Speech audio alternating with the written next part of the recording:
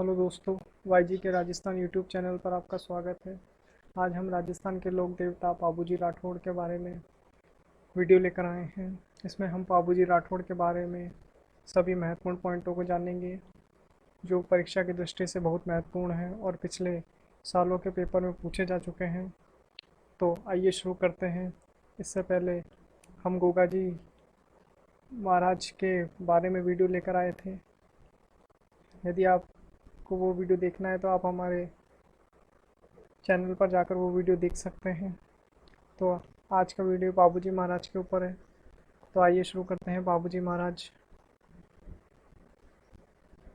बाबूजी का जन्म 13वीं शताब्दी या 1239 ईस्वी में कोलूमंड गांव में हुआ। कोलूमंड गांव जोधपुर फलोदी में स्थित है।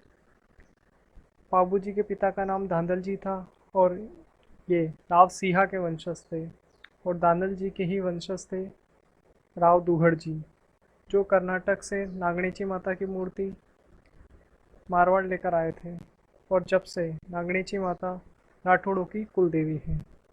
बाबूजी की माता का नाम कमला दे था। बाबूजी की पत्नी का नाम सुप्यार दे या फूलम दे था, जो कि अमरकोट के राजा सूरजमल सोडा की पुत्री थी। वर्तमान में अमरकोट पाकिस्तान में पड़ता है। बाबूजी के भाई का नाम बूढ़ो जी था, और इन बूढ़ो जी के पुत्र का नाम झरड़ा जी था या रूपनाथ जी था, और बाबूजी की बहन का नाम सोहनबाई था। बाबूजी के बहनोई यानी सोहनबाई के जो पति थे वो जायल नागौर के राजा जिंदराव खींची थे। नेक्स्ट पॉइंट में देखते हैं। बाबूजी का विवाह जब हो रहा था तब 3.5 फेरे लिए और देवल चारणी की गायों की रक्षा करने के लिए अपने बहनोई जिंदराव खींची से युद्ध किया, और देचू गांव जोधपुर में वीर गति को प्राप्त हुए। इस कारण इन्हें गायों का मुक्तिदाता कहा जाता है। हुआ ये था कि देवल चारणी के पास एक घोड़ी थी, जि- जिसको उनके बहनोई यानी बाबूजी के बहनोई जिंदराव खींची, और बाबूजी खुद स्वयं भी लेना चाहते थे। तो देवल चारणी ने वो घोड़ी बाबूजी को दे दी, और उसके बदले बाबूजी से प्रण लिया कि जब भी मेरी गायों पर कोई संकट आएगा तो आपको मेरी गायों को बचाने के लिए आना पड़ेगा। तब बाबूजी ने कहा, तो मुझे कैसे पता पड़ेगा कि आपकी गायों पर संकट आया है? तो देवल चारणी ने कहा कि जब भी ये घोड़ी हिनहिनाएगी तो आप समझ जाना कि मेरी गायों पर संकट आया है। और फिर कुछ समय बाद जब बाबूजी का विवाह हो रहा था तो 3 फेरे हुए ही थे, चौथा फेरा चल रहा था। तो जो केसर काल में घोड़ी थी जिस बाबूजी की, वो हिनहिनाने लगी, जिससे बाबूजी समझ गए कि देवल चारणी की गायों पर कोई संकट आया है, और उसी समय वह फेरे छोड़कर बाबूजी की गायों की रक्षा करने के लिए चले गए। उन गायों का अपहरण जिंदराव खींची द्वारा किया गया था। इस कारण बाबूजी को जिंदराव खींची से युद्ध करना पड़ा और वीर गति को प्राप्त हुए। इस कारण बाबूजी को गायों का मुक्तिदाता भी कहा जाता है। बाबूजी वीर गति को प्राप्त तो हो गए थे, पर बाबूजी की मौत का बदला उनके भतीजे झरड़ा जी ने लिया, जिंदराव खींची को मारकर। बाबूजी के और भी उपनाम हैं, जैसे गायों का मुक्तिदाता, जैसा कि हमने ऊपर वाले पॉइंट में देखा। इसके अलावा प्लेग रक्षक देवता, लक्ष्मण का अवतार, हाड़ फाड़ के देवता, ऊँटों के देवता। नेक्स्ट पॉइंट देखते हैं। मारवाड़ में ऊँट लाने का श्रेय बाबूजी को है। ऊँट पालक जाति रायका या रेवाड़ी बाबूजी को अपना आराध्य देव मानती है, और जब भी ऊँट को कोई बीमारी होती है तो बाबूजी की पूजा की जाती है और मनौती मांगी जाती है।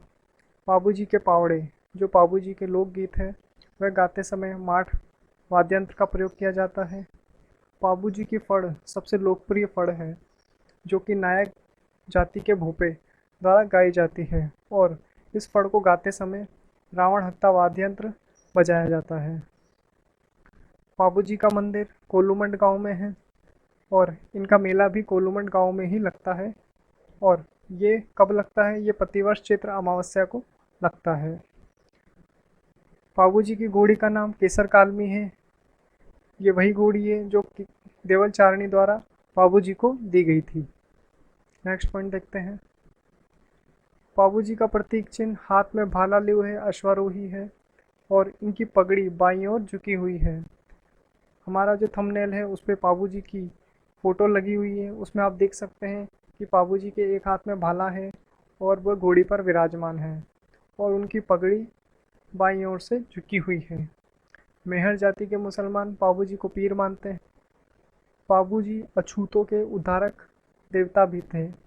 गुजरात के आना बघेल शक्ति संपन्न राजा थे।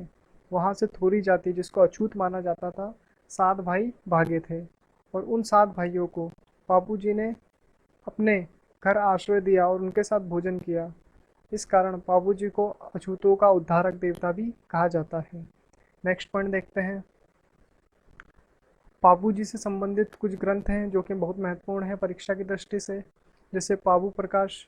ये बाबूजी का जीवन परिचय है और उनका वर्णन है, जिसको आशिया मोड़ जी द्वारा लिखा गया। बाबूजी रा दोहा लखराज जी द्वारा लिखा गया। बाबूजी रो छंद मेहाजी बिठू द्वारा लिखा गया, बहुत इंपॉर्टेंट है परीक्षा की दृष्टि से। बाबूजी रा सोरठा रामनाथ कवैया द्वारा लिखा गया।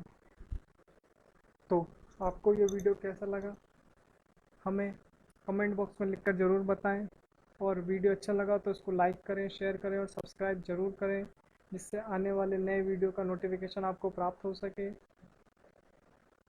इसी के साथ विदा लेते हैं। धन्यवाद।